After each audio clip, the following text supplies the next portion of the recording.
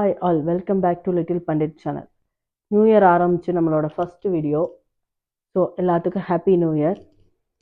ஹிந்தியில் சொல்லணும்னா நை சாலுக்கு முபாரக். சேம் ஹாப்பி நியூ இயர் தான் நான் ஹிந்தியில் சொன்னேன். நம்ம ட்ரை பண்ணி பார்க்கலாமே கொஞ்சம் கொஞ்சமாக ஹிந்தி லெட்டர்ஸை பேசுகிறதுக்கும் படிக்கிறதுக்கும் இல்லையா? போகலாமா? ஸோ நம்ம லாஸ்ட்டு வீடியோஸில், அதாவது டிசம்பர் மாதம் நான் போட்ட வீடியோஸில் வந்து நம்ம பா ஃபா பா பா பா ஃபா பா மூணு பா பார்த்துருப்போம் இல்லையா? ஸோ அடுத்த பா இது தமிழ் ஆனால வர்ற பா.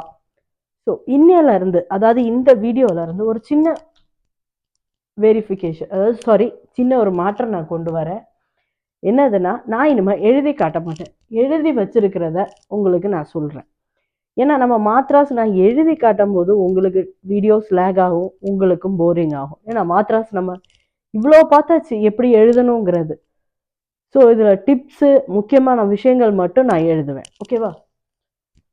இப்போ நான் வந்து மாத்ராஸ் ஒரே வீடியோவில் முடிச்சிடலாம், இல்லை 2 வீடியோவாக முடிச்சிடலாம். இந்த கீழே உள்ள இங்கிலீஷ் எக்ஸ்ப்ளனேஷன் இல்லாமல் டைரெக்டாக நான் எழுதி அவங்கக்கிட்ட காட்டலாம். ஆனால் அது வந்து உங்களுக்கு கொஞ்சம் போரிங்காக இருக்கும், ரீட் பண்ணுறதுக்கு கொஞ்சம் கஷ்டமாக இருக்கும் குழந்தைங்களுக்கு. ஸோ அதனால நம்ம இதை மட்டும் இப்படி ஃபோக்கஸ் பண்ணிக்கிட்டு இருப்போம். இந்த பா தமிழ் ஆனாவோட பா. இதில் என்ன டிப்ஸ்ன்னு யோசிப்பீங்க. எதுக்குடா இவ இந்த இதில் டிப்ஸ் இருக்குது, நிறைய விஷயங்கள் இருக்குதுன்னு சொல்கிறாள். பெரிய விஷயங்கள் இல்லை. ஏன்னா இதில் வந்து ஒரு சின்ன டிஃப்ரென்ஸ். இப்போ பார்த்தீங்கன்னா, நான் ஏன் இந்த ப்ரு அழிச்சேன்னா, என்னோட அந்த கோடு போடுறது வந்து இப்போ நான் ஸ்பீடாக எழுதுறதுனால எனக்கு இந்த பா வந்து இப்படி எழுதுற வருது. நிறைய குழந்தைங்க என்ன பண்ணுறாங்கன்னா, நம்ம பா எழுதும் போது இப்படி ஃபுல்லாக கோடு போடுறாங்க. ஹிந்தியில் வந்து மிக முக்கியமான ஒரு விஷயம், ஒரு சில லெட்டர்ஸுக்கு இந்த மேலே இங்கன கோடு வரக்கூடாது.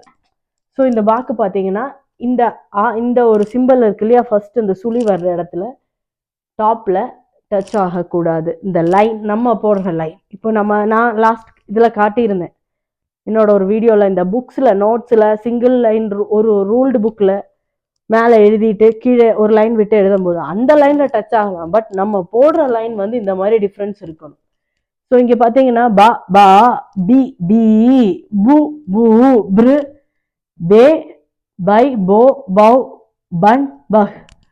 ஸோ இதில் வந்து நான் என்ன காட்ட வந்தேன்னா, இந்த பியை பார்த்தீங்கல்ல, பா போட்டுட்டு நம்ம ஈங்கிறது இப்படி போட்டோம். பட் பிங்கிற லெட்டர் போடும்போது முன்னால கோடு முதல்ல நம்ம போடணும். எப்போதுமே ஈங்கிற சவுண்டு வரும்போது நம்ம வந்து அந்த சவுண்டுக்கு கோடு வந்து முன்னால, அந்த ஈ சவுண்டோட முன்னால வர்றது இல்லையா அந்த சுழி, அதை வந்து ஃபர்ஸ்ட் இங்கே இந்த கோடை போட்டுட்டு தான் ஈ சவுண்டு போடணும்.